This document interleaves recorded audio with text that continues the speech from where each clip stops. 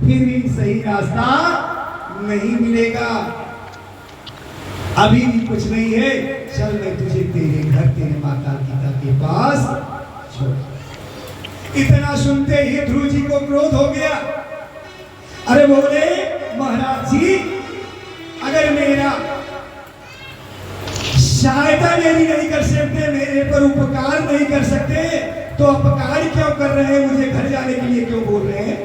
अरे नहीं आता, सीधा बता दीजिए कि मैं नहीं जानता, मैं खोज लूंगा, लेकिन मुझे घर जाने के लिए क्यों करेंगे बार बार? अच्छी तरह से नारद जी ने परिपक्व कर लिया कि यह नारायण की भक्ति अवश्य करेगा बालक, नारायण को अवश्य प्राप्त होगा, क्योंकि भगवान नारायण के अंशावतार नारद जी थे। वह समझ गए। फिर उन्होंने कहा, बेटा मैं बताता हूं, तू नाराज मत हो। वह तो वृंदावन में मधुवन में विचार कर विचरण करते हैं। बोलो लक्ष्मी नारायण भगवान की जय हो।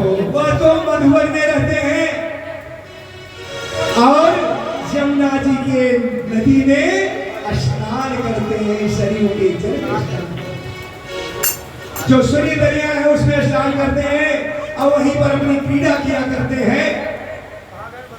अगर तू जाना चाहता है तो तुझे जंगल के रास्ते से जाना पड़ेगा। अब देखिए ध्रुव महाराज को रास्ता बता के नारद जी कहां आ गए? अब आ रहे हैं राजा उत्तानपाद की नगरी। रास्ते में मिल गए उत्तानपाद अश्वनीति, उन्हें समझाया बुझाया।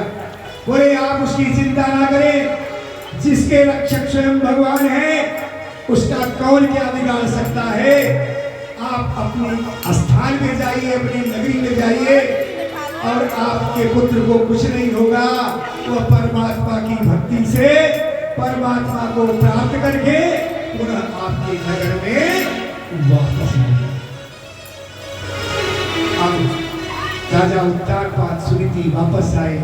अब राजा उत्तानपाद सुनीति के साथ न रह करके किसके साथ रहने लगे? सुनीति के साथ। देखिए अनन्य प्रेम की पहचान कब होती है? जब आपके ऊपर कोई दुख आए, आपत्ति आए, तो पता चलता है कि यह व्यक्ति अपना है। सुख के सब साथी, दुख में न कोई, मेरे नाम तेरा नाम एक साचा, दूजो न।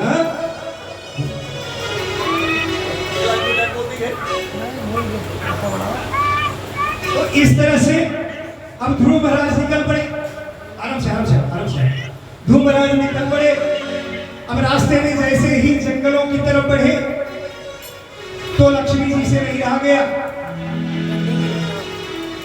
लक्ष्मी जी ने सोचा कि यह अबोध पागल जंगल में जाएगा और हिंसक जीव इसे अवश्य खा जाएगा। तो नारायण को लेकर नारायण को यह अबोध पागल कैसे प्राप्त करेगा? इसकी यश कीर्ति कैसे संसार में फैलेगी? वह तुरंत वन देवी के पास आ गई।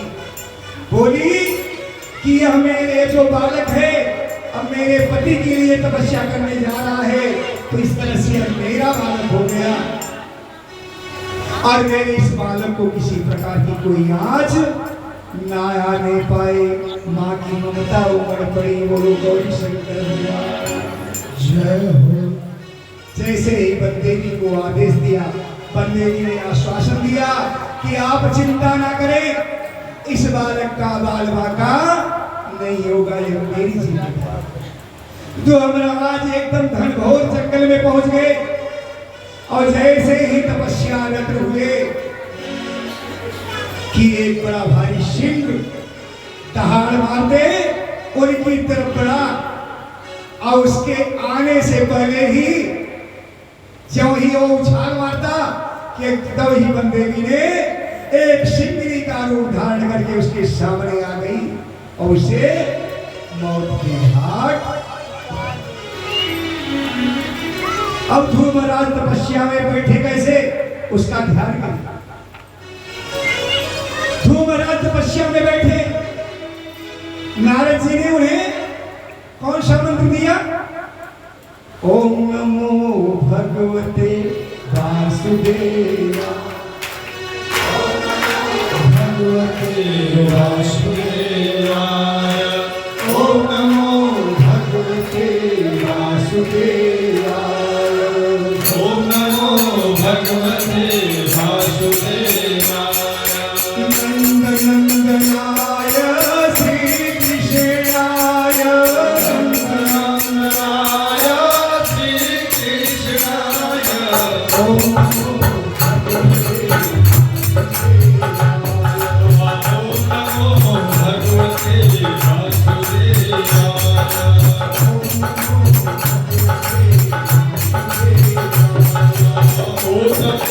भगवते वासुदेवाय। वासुदेवाय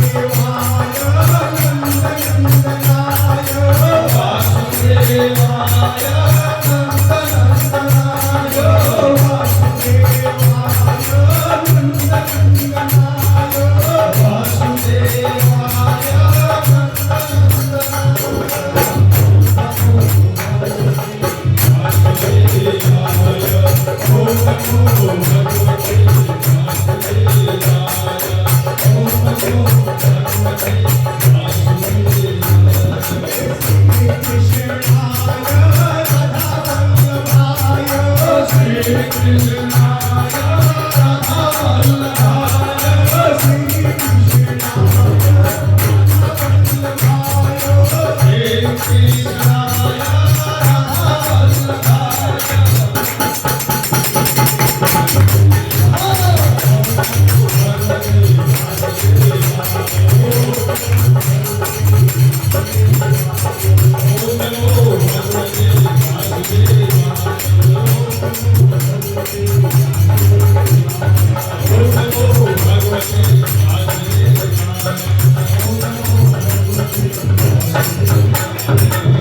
बोलो गौरी शंकर भगवान की जय हो। लक्ष्मी नारायण भगवान की जय हो। आज आप लोगों के समक्ष हमारे परम भाई आ गए हैं इस कथा में। 3 बार से कथा कर रहा हूँ, दर्शन नहीं मिला, लेकिन चौथी बार से मेरे भाई आ गए। अब हमारी कथा हमेशा ही परिपूर्ण रहा करेगी और भगवान इनको विजय श्री का वरदान प्रदान करे। जो भी कार्य करे वो कार्य निर्विघ्नता के साथ भगवान विजय श्री का हमेशा ही पूरा किया करेंगे।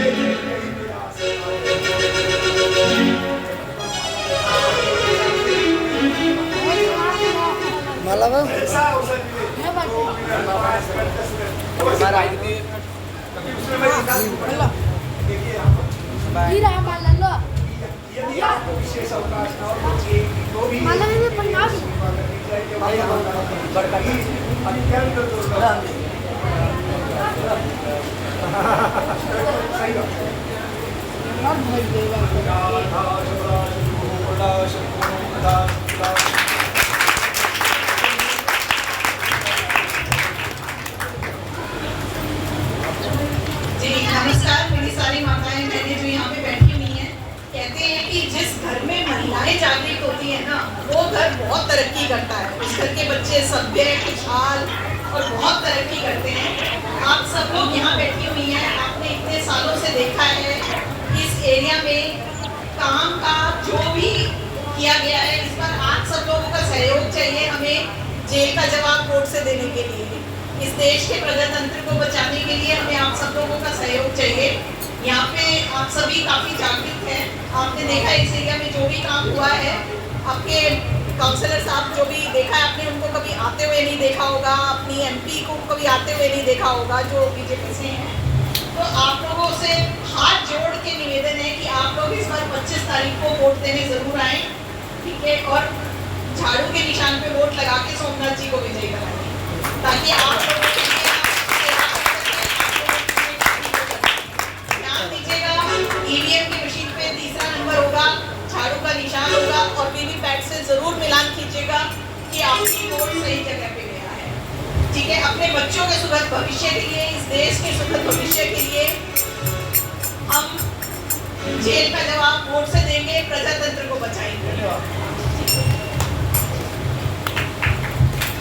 भगवान ने अभी जो कुछ कहा उस पर निरंतर मनन करना चाहिए और अपना वोट उचित स्थान पे दीजिए, जैसा इन्होंने कहा, ताकि वृद्धि हो।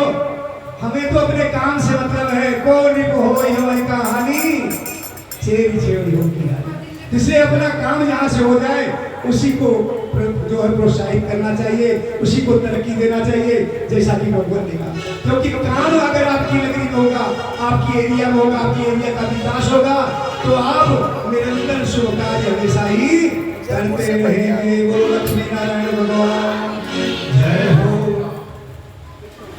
इस तरह से ध्रुव महाराज तपस्या में रत हो गए।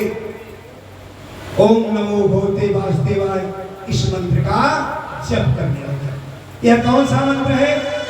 जिनको पता है हाथ उठाइए, जिनको नहीं पता है मत उठाइए, जिनको बहुत पता है दोनों हाथ उठाइए। ये कौन सा मंत्र है? जोड़ी के बताइए। नमो भगवते वासुदेवाय नमः। अंत में क्या लगाना पड़ेगा? नमः। कितने अक्षर हो गए? द्वादशाक्षर मंत्र है। अष्टाक्षर मंत्र भगवान का कौन है? ओम तो साइलेंट रहता है, प्राण देता है। नमो नारायणाय और अंत में न। ये अष्टाक्षर मंत्र का अगर हम और आप नित्य 11 बार भी जप कर ले तो परमात्मा की प्रीत हमारी और आपके प्रति बनी रहेगी। परमात्मा के वरद हस्त हमारे और आपके ऊपर हमेशा रहेंगे, कोई संकट नहीं आने पाएगा और कठिन से कठिन भी कार्य आपका संपन्न हो जाए। अब ध्रुव महाराज इस तरह से ओम नमो भगवते वासुदेवाय का जप करने बैठ गए। पहले महीने में उन्होंने क्या किया कि 3-3 दिन के अंतराल पर फल, कौन सा फल?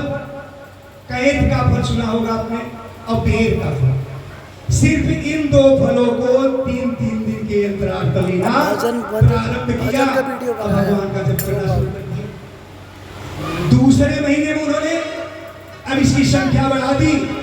6-6 दिन के बाद बेर कैद को छोड़ दिया, सूखे पत्ते और फूल को खाना प्रारंभ।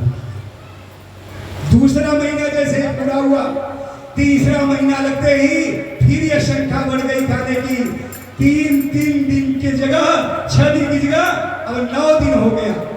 9 दिन के अंतराल पर सिर्फ जल पीकर रहना शुरू।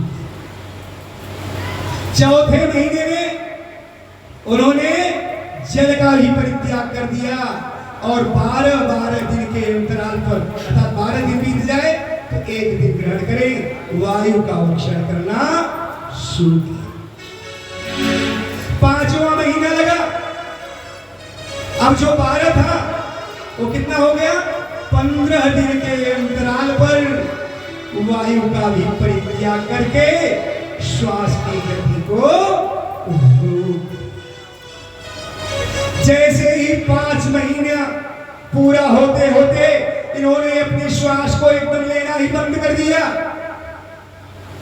और इस पंचतंत्र को, पंचभूत को परमात्मा में लीन कर दिया। इस आत्मा को उस परमात्मा का योग कराना शुरू कर दिया कि तीनों लोक में हाहाकार मच गया। क्योंकि जल भी हम रह सकते हैं, भोजन भी रह सकते हैं, लेकिन श्वास के बिन नहीं रह सकते। चराचर जगत की श्वास की शक्ति रुक गई। सारे तीनों लोक में हाहाकार मच गया। सभी देवता कहां पहुंचे? भगवान विष्णु के पास पहुंचे। जैसे आजकल हमें कोई दिक्कत होती है तो जो ऊपर का अधिकारी होता है सबसे ऊपर उसी के पास भागते हैं। अब विष्णु भगवान के पहुंचे और सभी प्रार्थना करने के, प्रभु यह क्या हो रहा है? ऐसा तो दृश्य मैंने पहली बार देखा। किस चराचर जगत की अगर एक क्षण अर्थात 1 घड़ी और आपने वायु का संचार नहीं किया और वायु संचरित नहीं हुई तो सारा चराचर जगत नष्ट हो जाएगा। भगवान ने कहा देवताओं शांत रहिए, धैर्य धारण करिए,